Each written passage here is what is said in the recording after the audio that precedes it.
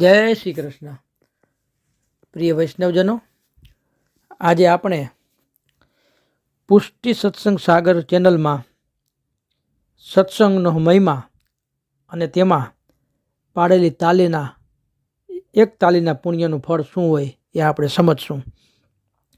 તો જો આપે પુષ્ટિ સત્સંગ સાગર ચેનલને સબસ્ક્રાઈબ ન કરી હોય તો સબસ્ક્રાઈબ કરો તથા અન્ય વૈષ્ણવ મિત્રોને શેર કરો, જેથી કરીને સત્સંગના નવા નવા વિડીયોઝ તેમને સુધી પણ પહોંચી શકે.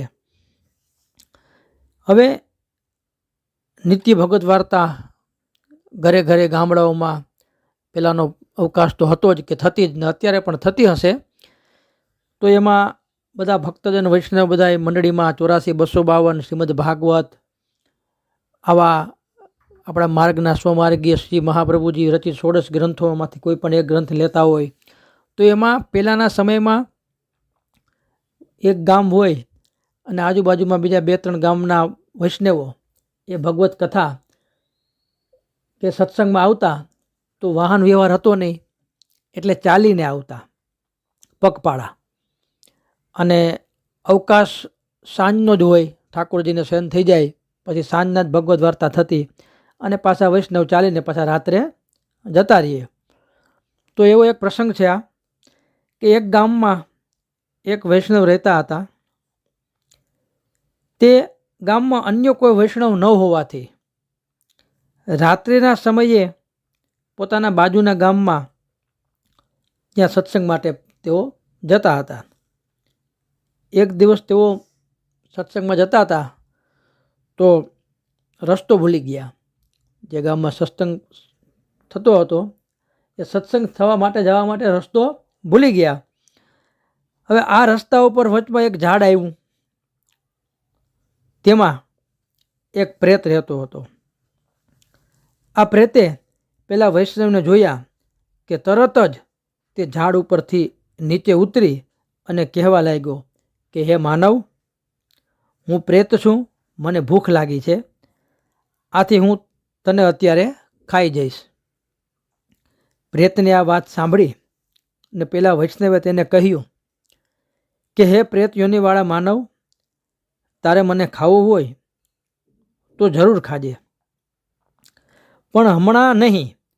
અત્યારે તો હું બાજુના ગામમાં ભગવત કથા સત્સંગ અર્થે જઈ રહ્યો છું, પ્રભુના નામ સ્મરણ અર્થે જઈ રહ્યો છું, એટલે અત્યારે મને રજા આપ.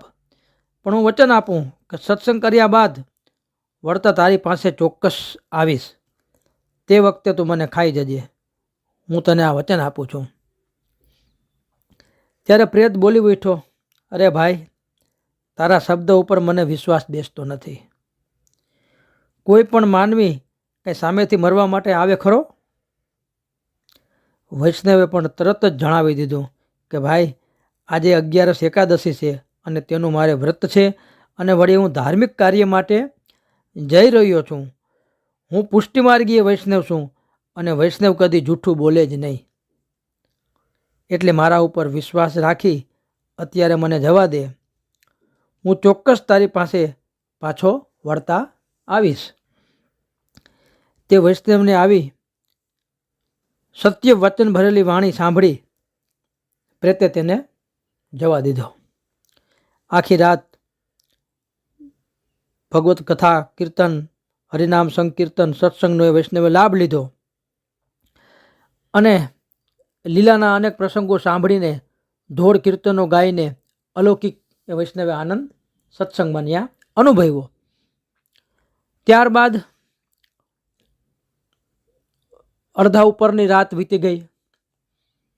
પાછલી રાત પડતા જ સૌ વૈષ્ણવને જય શ્રી કૃષ્ણ કહીને તે વૈષ્ણવ પોતાના માર્ગે ચાલી નીકળ્યા. થોડી વારમાં તેઓ પેલા પ્રેત પાસે આવી પહોંચ્યા. તો તેમણે પ્રેતને બૂમ પાડીને બોલ્યા કે ભાઈ, હું આવી ગયો છું, જો મારું વચન મેં સત્ય કરી બતાવ્યું અને હવે તું મને ખાવું હોય તો ખાઈ જા. આ વૈષ્ણવની બૂમ સાંભળી ને પ્રેત ઝાડ ઉપરથી નીચે આવ્યો અને દૂર ઊભો રહ્યો. તેમની પાસે જઈ શક્યો નહીં. તરત જ વૈષ્ણવ બોલ્યો, હે પ્રેત, તારે મને ખાવો ન હોય તો પછી મને ઘરે જવા દે. આ વાત સાંભળીને પ્રેત કરગરવા લાગ્યો. ના ના, તમે તેવું ના કરશો. આપ તો મહાપુરુષ છો. મારો ઉદ્ધાર કરીને તમે ઘરે જાઓ. તે માટે જો તમારો ઉદ્ધાર કરવા જ તો હું તમારી પાસે એટલું માગું કે તમે જે સત્સંગ કર્યો તેનું ફળ મને આપો, તેનું અડધું પુણ્ય મને આપો, તો હું મારી આ પ્રેત યોનિમાંથી મુક્ત થાઉં. તો વૈષ્ણવે તેની ના પાડી. ત્યારબાદ ચોથા ભાગના પુણ્યની એ પ્રેતે માંગણી કરી વૈષ્ણવ પાસે કે ભાઈ તમે સત્સંગ કર્યો એના ચોથા ભાગના પુણ્યની હું માંગણી કરું, એ મને આપો તોય મારી આ નરક જેવી આ પ્રેત યોની છે એમાંથી હું છૂટી જાઉં. તો પણ વૈષ્ણવ ના પાડે.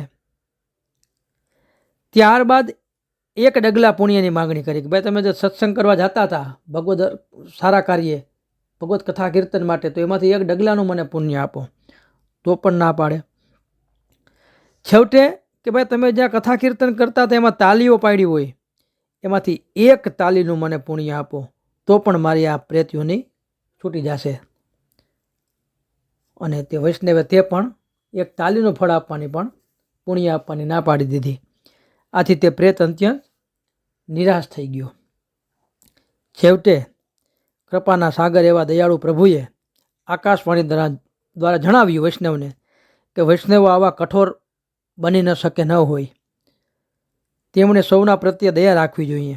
હે વૈષ્ણવરાજ, તમારા સત્સંગના યશ કિંચન પુણ્યથી તે પ્રયત્નો ઉદ્ધાર થશે, તેની પ્રેત્યોની છૂટી જશે. આથી તેને એક તાલીનું પુણ્ય તમે જરૂર એને આપો.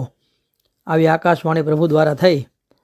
આ વાત સાંભળી ને પેલા વૈષ્ણવે પોતાના સત્સંગનું એક તાલીનું પુણ્ય પેલા પ્રેતને અર્પણ કર્યું. તરત જ તે પ્રેત્યોનીમાંથી મુક્ત થયો અને તેનો ઉદ્ધાર થયો. તો આવો છે સત્સંગનો મહાન અદ્ભુત પ્રતાપ.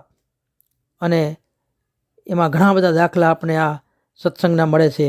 એમાંથી આપણા પુષ્ટિ ભક્તિ માર્ગીય દયારામભાઈ પણ કહે છે કે સત્સંગ દેશમાં ભક્તિ નગર છે, પ્રેમની પોળ પૂછી જાજો હો જીરે, નિશ્ચયના મેલમાં વસે મારો વાલો. ખરેખર ભક્તિ માર્ગમાં પ્રવેશવું હોય, પુષ્ટિ માર્ગના સિદ્ધાંતો સમજવા હોય તો દરેક વૈષ્ણવે રોજ સત્સંગ ભગવદ્ વાર્તા નિત્ય કરવા જોઈએ. તો તેનાથી ભાવનું પોષણ થાય છે. ટૂંકમાં સેવા સ્મરણ અને સત્સંગ એ વૈષ્ણવનું મુખ્ય કર્તવ્ય ગણાય છે. ખરેખર સુખ કહ્યા ન જાય સત્સંગના. તો આના ઉપરથી આપણે આ સમજ્યા. શ્રી વલ્લભાધીશ કી જય.